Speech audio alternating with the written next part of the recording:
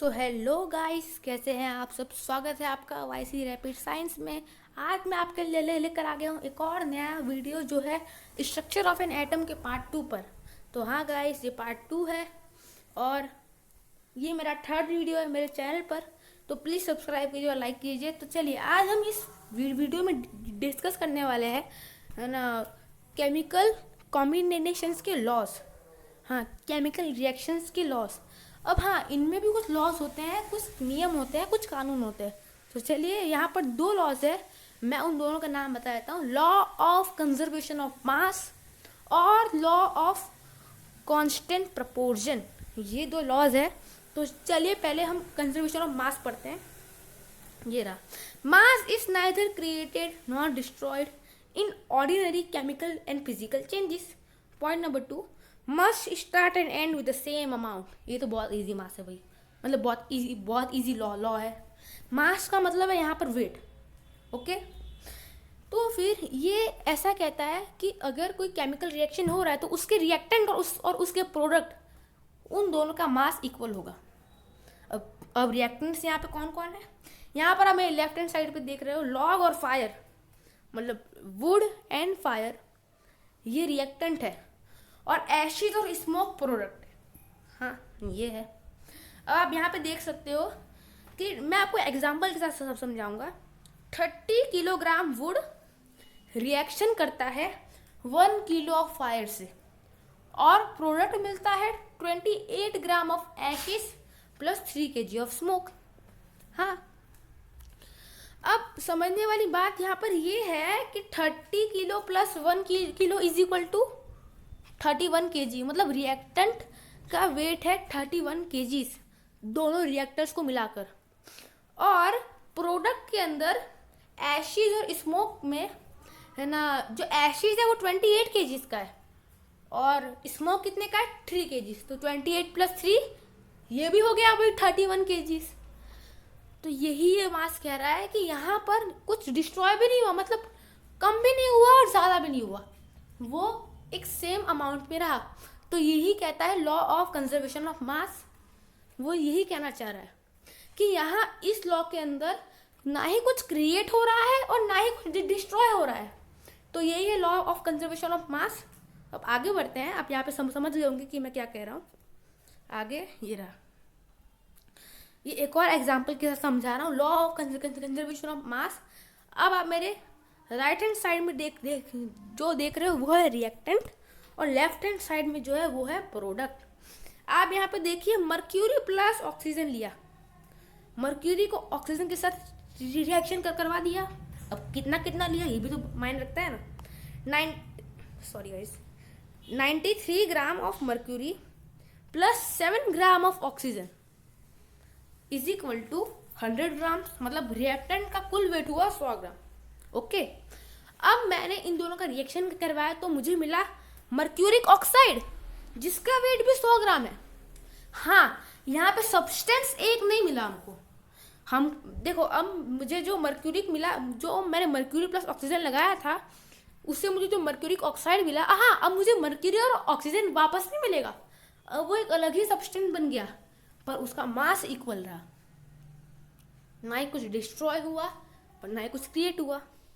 तो यही है भाई लॉ ऑफ कंजर्वेशन ऑफ मास।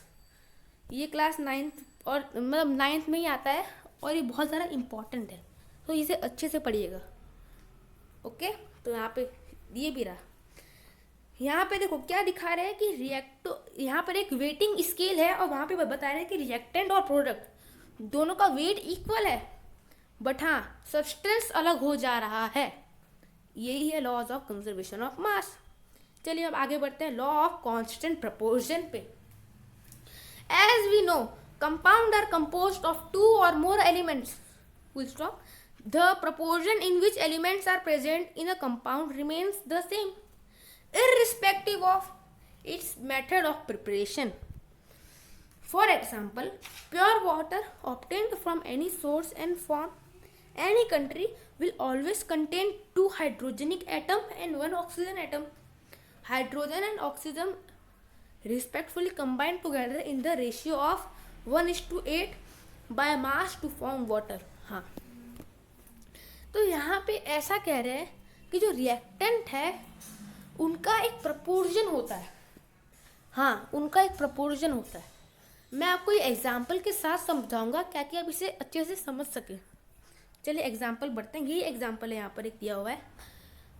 यहाँ पर दिया जा रहा है कि hydrogen and oxygen are respectively combined together in the ratio of 1:8 by the mass to form water। हाँ, यहाँ पर हाइड्रोजन और जो ऑक्सीजन है वो रिस्पेक्टिवली कंबाइन हो रहा है 1:8 वाले प्रपोर्शन के अंदर। मतलब यहाँ पर रिस्पेक्टिवली का मतलब 1 एटम ऑफ हाइड्रोजन और 8 एटम ऑफ ऑक्सीजन। सिंपल भाषा में 1 ग्राम हाइड्रोजन कितने ग्राम ऑक्सीजन के साथ रिएक्ट कर सकता है, उसका भी कांस्टेंट प्रपोर्शन है। आप उसके साथ वो खिलवाड़ नहीं कर सकते, वरना कुछ और ही बन जाएगा। इसीलिए ना तो फिर ना यहाँ पर दिया हुआ है कि 1 ग्राम हाइड्रोजन 8 ग्राम ऑक्सीजन के साथ रिएक्ट कर सकता है। अब एक सवाल पूछता हूँ, अगर ना 1 ग्राम हाइड्रोजन 8 ग्राम ऑक्सीजन के साथ रिएक्ट कर रहा है तो फिर 16 ग्राम ऑक्सीजन कितने हाइड्रोजन के साथ रिएक्ट कर सकता है? सिंपल सा आंसर है भाई, अगर 1 ग्राम हाइड्रोजन 8 ग्राम के साथ रिएक्ट कर रहा है तो फिर 2 ग्राम हाइड्रोजन ही तो 16 ग्राम ऑक्सीजन के साथ रिएक्ट करेगा। तो यही है कांस्टेंट प्रपोर्शन। हर चीज़ एक कांस्टेंट मैनर के अंदर की जा रही है यहाँ पर। अब मैं अगर 3 ग्राम हाइड्रोजन ले लूँ तो वो कितना ऑक्सीजन के साथ रिएक्ट करेगा? सिंपल सी बात है 24। बस 8 प्लस हो रहा है तो वही तो। अगर ना एक प्रपोर्शन का एक साइड बढ़ता है तो उसका दूसरा साइड भी बढ़ता है। एक रिएक्शन के अंदर रिएक्टेंट का मतलब रिएक्शन के अंदर अगर एक रिएक्टर बढ़ता है तो दूसरा रिएक्टर भी तो बढ़ेगा ना, क्योंकि क्या है, ये सब चल रहा है एक कांस्टेंट प्रपोर्शन के अंदर। तो यही है लॉज ऑफ कांस्टेंट प्रपोर्शन। अब हम आगे बढ़ते हैं। हाँ, यहाँ पर आप देख सकते हो कि यहाँ पर है NO का मतलब नाइट्रिक ऑक्साइड और NO2 का मतलब नाइट्रोजन डाइऑक्साइड।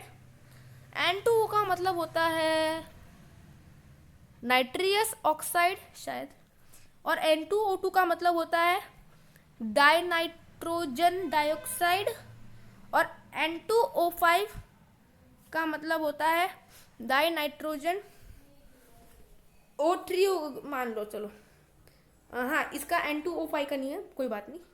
यहाँ पर है 14:16, 14:32, 22:16 और 28:32 और 28:80। हाँ, तो यहाँ पर सबके प्रपोर्शंस दिए गए हैं जो है 1:1, 1:2, 2:1 और 2:2 और 2:85। हाँ, तो आप देख सकते हैं यहाँ पर हर एक चीज़ एक प्रपोर्शन के अंदर है। मतलब इतना नाइट्रोजन इतने ऑक्सीजन के साथ रिएक्शन कर सकता है। तो फिर हाँ, आप ये एग्जांपल के तौर पर देख सकते हो। तो गाइस यही थे दो लॉस थे केमिकल कॉम्बिनेशंस के, केमिकल रिएक्शंस के, जो बहुत अभी मतलब अपने लिए अभी ये 2 लॉस ही बहुत ज़्यादा इम्पॉर्टेंट है सीबीएसई की तरफ से। वरना और लॉस भी है, अगर आप बिना कहेंगे तो मैं और लॉस भी आपको समझा दूंगा। मल्टीपल प्रपोर्शन भी है और भी है।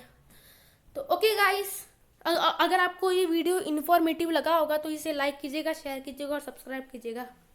Bye guys. और हाँ, स्टडी विथ हैप्पीनेस नाम का भी एक चैनल है ना, वो भी बहुत अच्छे कंटेंट्स बनाते हैं स्टडी के ऊपर। तो उनको भी जाके लाइक कीजिए, शेयर कीजिए और सब्सक्राइब कीजिए। Bye guys.